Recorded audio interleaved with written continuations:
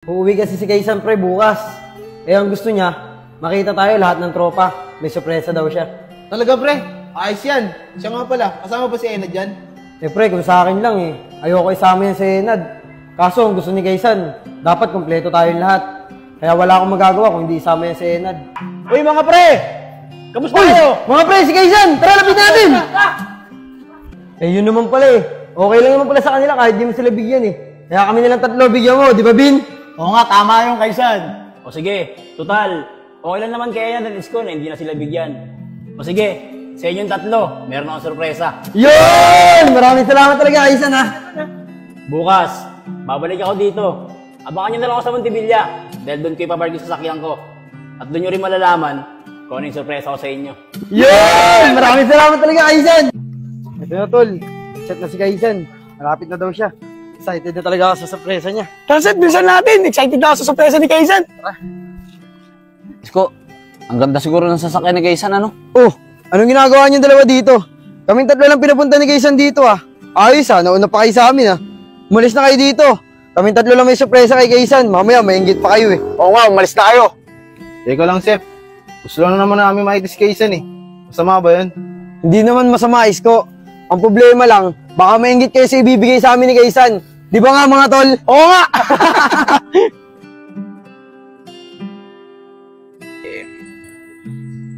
Tagal naman ni Kaysan. Oh, mga tol, eh naata si Kaysan oh. Isko, si Kaysan na yata yan.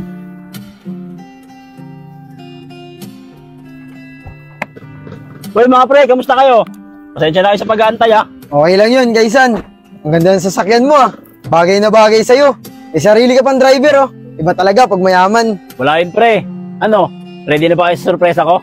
Oo pre, excited na nga kami. Sumama pa nga itong dalawang to. Kala siguro may bibigay ka sa kanila. Pre, ikaw na nga magpauwi sa dalawang yan. Pasensya na kayo mga pre ha.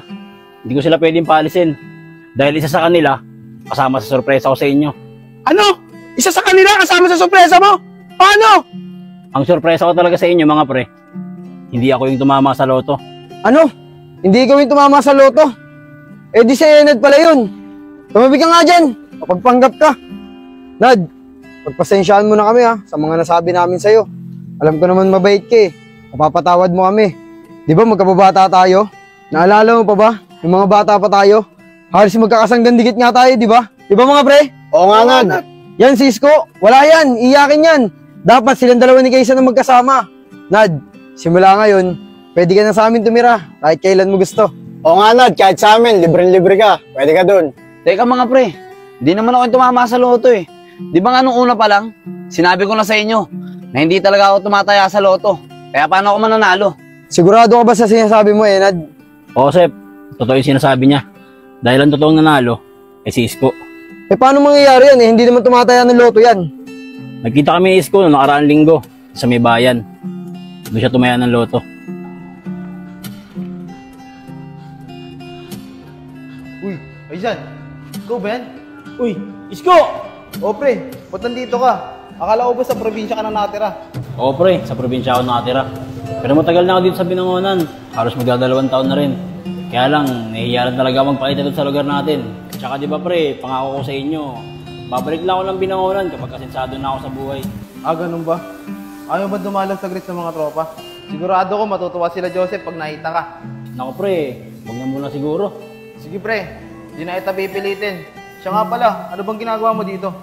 Ito pre, tataya ng loto. Baba ka sakali. Sayang kasi pre, laki ng premyo. Eh ikaw pre, hindi mo subukan tumaya. Malay mo naman, ikaw manalo. Ay naku pre, hindi ako marunong yan. Okay lang pre, tuturuan kita. Madali lang yan. Malay mo naman, ikaw yung swerte, manalo ka. Diba? Tara pre. Tara. Tara.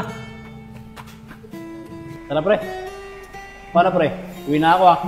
Siguro, wag mo nang bagitin sa mga tropa natin na nakita mo ako. Sige pre. Tsaka pala pre, ano Facebook mo? Yun pa rin ba?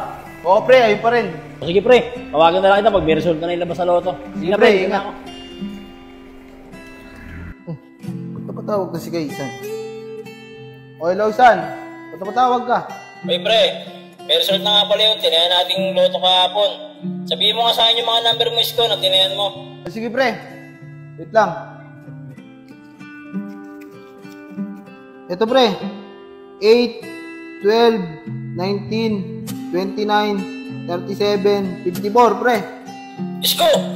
Panalo ka! Nakuha mo lahat ng number sa loto! Mayaman ka na, pre! Talaga, pre! Nanalo ako! Oo, pre! Kaya mas mabuti, umalis ka na dyan sa lugar natin.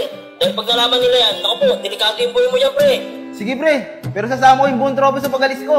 Sige, pre, sama mo, pre. Pero sana, pre, piliin mo lang yung mga tropa na totoo sa'yo. Kung nandyan lang, kahit wala kang pera.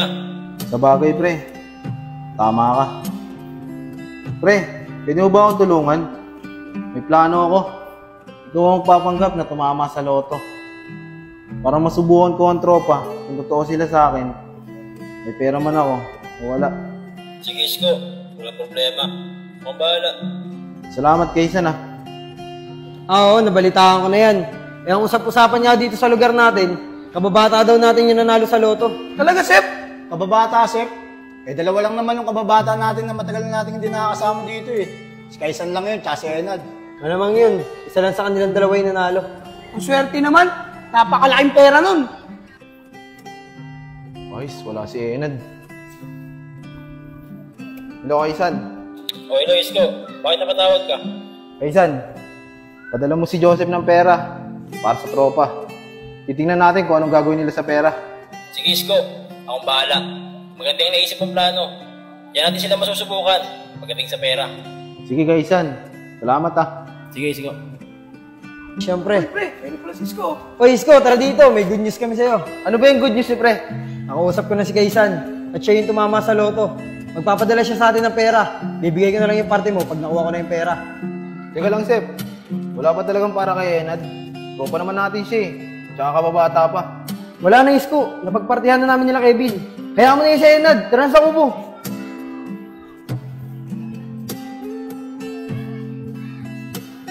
Pinlano namin to lahat ni Kaisan para malaman namin kung sinong karapat dapat na tulungan sa inyong mga kaibigan ko. Pero mukhang wala sa inyo yan. Kaisan, tara na. Isko, patawarin mo na kami, Isko. Magbabago na kami. Isko! Nad, ano pang ginagawa mo dyan? Tara na. Ako? Kasama ko, Isko. Oo, Nad. Dahil ikaw lang naman yung naging totoong kaibigan para sa akin eh. Maraming salamat, Isko! Tara na. Tara na po, kuya.